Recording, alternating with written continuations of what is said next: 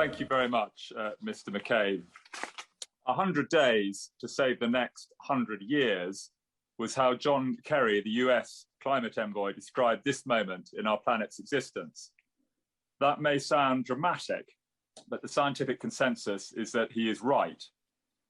The United Kingdom bears a heavy responsibility to get the world to commit to doing the right thing for both mainly poorer people who are dying today because of climate change in the global south, and also for all future generations, as our own climate will definitely be affected if global warming goes above 1.5 degrees.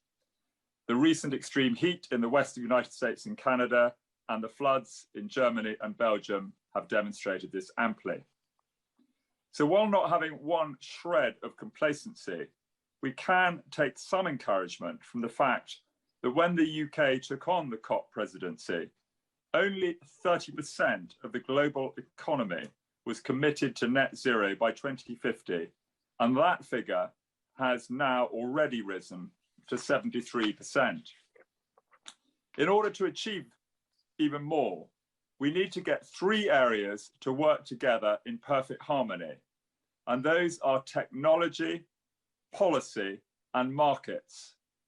We need to get all three in the right place, because without any one of them, we will not achieve success. In my own constituency, I'm delighted that the A5 electric bus and car charging station has been given planning permission and will provide a replicable model on how renewable energy can be used to charge buses, taxis, and cars. And I'm also pleased that many more electric vehicle charging points are going to be installed across central Bedfordshire. I want to focus the rest of my remarks on agriculture, and two facts may surprise you. If food waste was a country, it would be the third highest greenhouse gas emitting nation on Earth. And the second is that in Africa, greenhouse gas emissions from agriculture are higher than those from fossil fuel emissions, which are themselves much higher than they should be. In COP2015 in Paris, the United Kingdom and many other nations, although not unfortunately the United States, committed to the 4 per 1,000 initiative.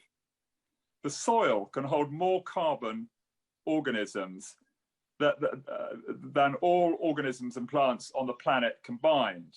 And only nature can increase the carbon, nitrogen, phosphorus, and water in the soil while producing copious, nutrient-rich food. An annual growth rate of 0.4% in soil carbon stocks in the first 30 to 40 centimetres of soil will significantly reduce the carbon dioxide concentration in the atmosphere due to human activity. If we manage to achieve this, we will not only stabilise the climate, but also ensure food security to provide food in sufficient quantity for a rapidly growing global population. To achieve this, we need to reduce deforestation and encourage agroecological practices that increase the amount of organic matter in soils to meet the 4 per 1,000 target. Agroecology is sometimes referred to as regenerative agriculture, and I was very pleased to attend the Groundswell Regenerative Agriculture Farming Conference with the Secretary of State recently, and thousands of UK farmers are starting to farm in a nature-friendly way and are making more money as a result. In the last 40 years, a third of global cropland has been abandoned due to soil degradation. And when we do this, we disrupt the small water cycle, which desertifies land and causes soil desertification on a massive scale. And as Walter Loudermilk observed, those civilizations that have not practiced soil conservation have quite literally ended in dust.